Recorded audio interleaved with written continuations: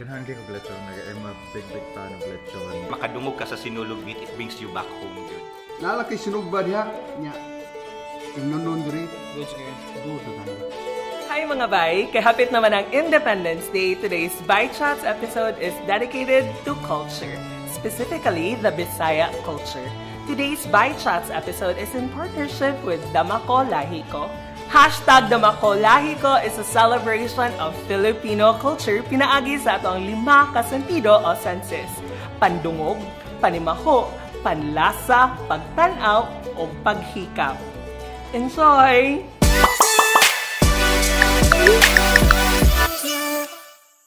Hi, I'm Flo niya. Akong papa. Ako na si Lauro Flores. Ako sa ning anak si John Marie.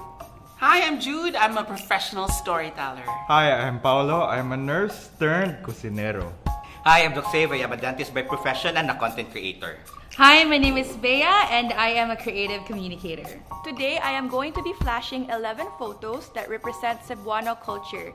And you're going to be answering the question, what sense is triggered by this photo and why? Gigi.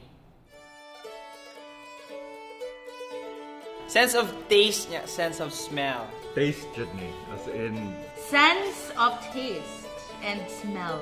Kay ma-watery akong mouse basta makita ko. Ganahan kayo kong lechon. I'm a big fan of lechon. Like magtanaw pa lang ko niya kibaw jud ko nga lami kini parisan og pinakura. I-compare nimo sa laing-laing mga lugar sa Pilipinas, Cebu lechon perti ginang lami. I would agree taste, but then specifically the texture of taste. Okay, if you're Cebuano, you would know that one of the questions you would ask it first is unsa orasa mo abot ng lechon, di ba? Like before, like lechon is not available everywhere, right? You can have lechon during celebration, so lechon is a reward. So, sense of touch. Ma-trigger akong sense of touch. Lahi ang puso kanon if imo ikutsara. Kaong kagpusok niya imong musuloban ng kanang kamot-kamot, di nimo ma-feel. Gloves. Kinamot.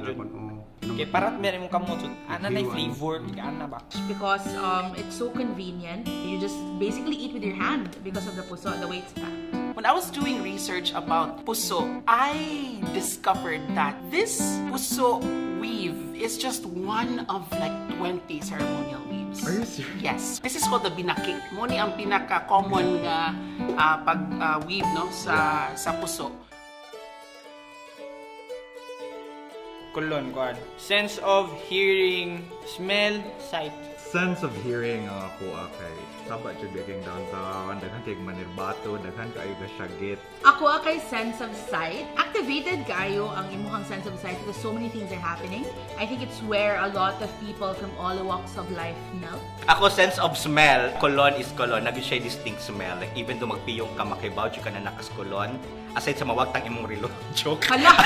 Makadungo ko sa kanang tagaktak sa kanang kabayo, kanang tartanilya ba? Warang kabot kabayo. Kaya makasuroy diha sa una ang tartanilya. Who was it named after? Actually, wakibaw. It is the oldest street. It was named after Cristobal Colon. His English name is Christopher Columbus. Ah? Yes. Feel ako, sight. Sense of sight. Basta circle na, no? Basta makita na It feels like it's the heart of Cebu. So it ignites all your senses for me. Murag sight sa judney. What people might not realize is that this is the remnant of American architecture in the city. The capital is very American. They always have a boulevard which ends in a fountain. Oh, wow. Yes. It's a very iconic landmark that represents Cebu. And looking front of Manya Circle being an icon of Cebu, so makita kag front of Manya Circle, Cebu ni siya. Ang 20 para nako, memorable kay nako kay pag 1986. Ang tibuok 20 na puno ginas tao diyan. Nya ako usa ko witness sa mga tao nga grabe kay ang kalipay nga ang demokrasya na nabalik ba. Buwan na ina natin ang export na.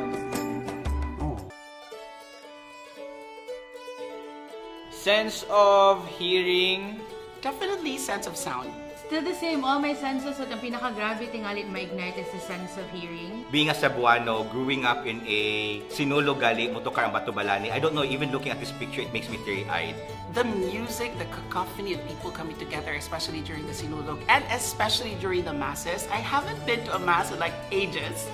Pasig mahibong mo kung anong muwi ang mga tao pasamingon na kana mo maloy ka unta. In the first place, wala gina siya.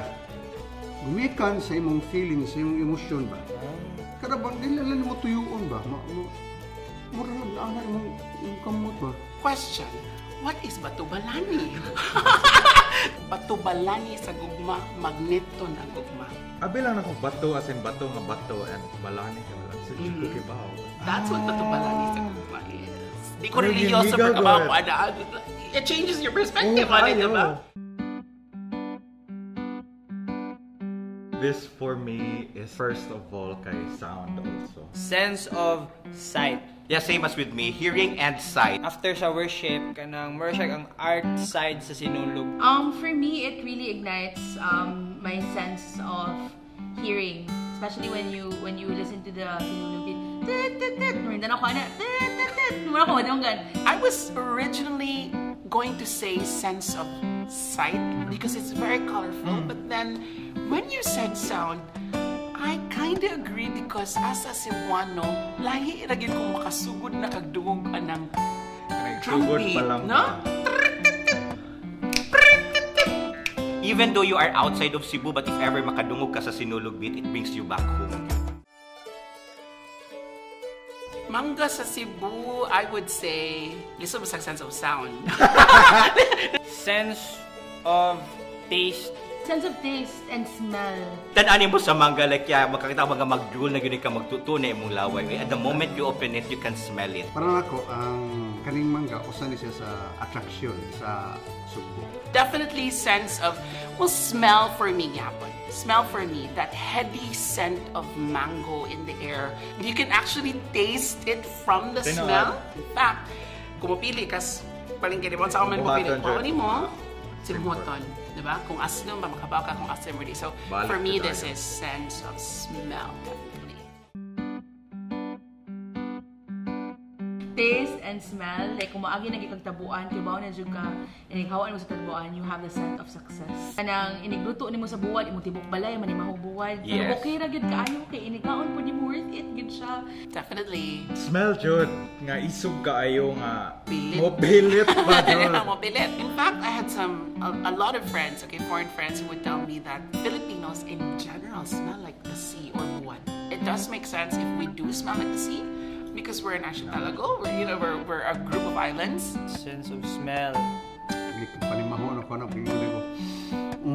Nanapunta rin sa tabuan. Parin mo ang best buwan. Cebu, tabuan. Tabuan. Pinoy barbecue is different because hinamis kita. Especially Cebuano barbecue, we baste it with ketchup. And then you have to temper that with, of course, suka. It can be so many things, like kung makikita ka ng barbecue gyud, taste and smell gihapon. Sa larshan sa una, like if kanang you're too busy to cook, or kanang mahimo siya pasulubong nimo muna na mo dinner, or kanang namoy outing, kanang buwan ng wika sa school, Christmas party, mupalit ka ana, or muadto ka dito mukaon sa gid ka, dito ka mukaon, or you know, when you're hungover, kanang you had a really good night, lamig kay kog barbecue, puso, o daghang sili, suka. Sinugbang tulingan, sinugbang anduhaw, sinugbang mulmul, nga mais gakanon. Mais gakanon. Tadi maka-imagine ko ba? Yo man bali na, paskang linduta. If you're talking about sinugba or larshan experience, it has to be a little bit dirty and a little bit exotic, and I think it fortified my immune system. I don't know if we're gonna do a scientific study on my insides, but I'm pretty sure if my immune system is strong, partly to blame is larshan. It boosted my immunity. Tinod anay lang, I will claim that. Thanks to Larshan. Yeah, thanks to larshan. Tungod sa sinugba, ang manag-amigo, manag-higala, magkapundok kay pertiman na niya lamia. So, naala kay sinugba diha, niya, inunon diri. Goods nga. Good na kayo. Sense of touch, sense of hearing. doon ka sa mga bawd, makasimot ka sa dagat, nya maka-feel ka sa sea breeze ug sa sun. This is sight jud for me nga if makakita na gani ko anang puti kayo nga palas, clear kayo nga tubig kay makaingon jud ko nga lahiro jud ang dagat sa Cebu. A lot of people from other countries would fly from different places just to, you know, be able to enjoy that. But, you know, we can experience that in like 30 minutes. We're so spoiled with our beaches that nothing compares to it. Lahi gud ang feeling the moment mo tunog ka sa sandy beaches nato nga ni sa Cebu mo adto ka sa Bantayan. Lahi gyud ang bus sa Bantayan sa gyud the moment you're there. And if ever you are in the beach, mas ma-relax ka kay ang hangin, refreshing yung kaayo. And nothing can be more relaxing kung mutanaw ka where the sun, the beach, and the sky meets, di ba?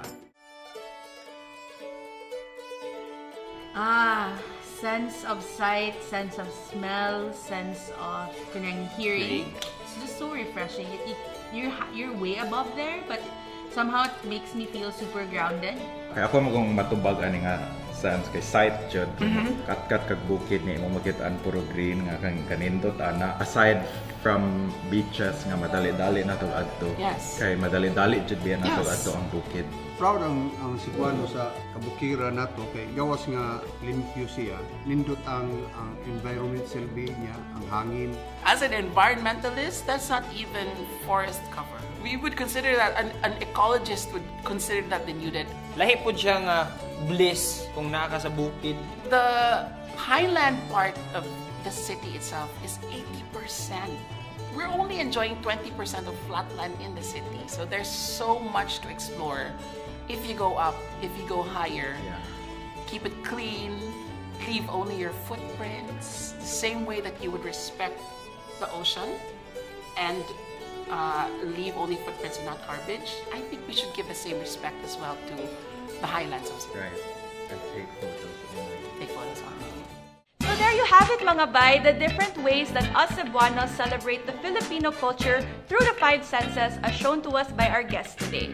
Ikaw, Bai, how do you celebrate the Filipino culture? Let us know in the comment section down below using the hashtag #DamakoLahiKo.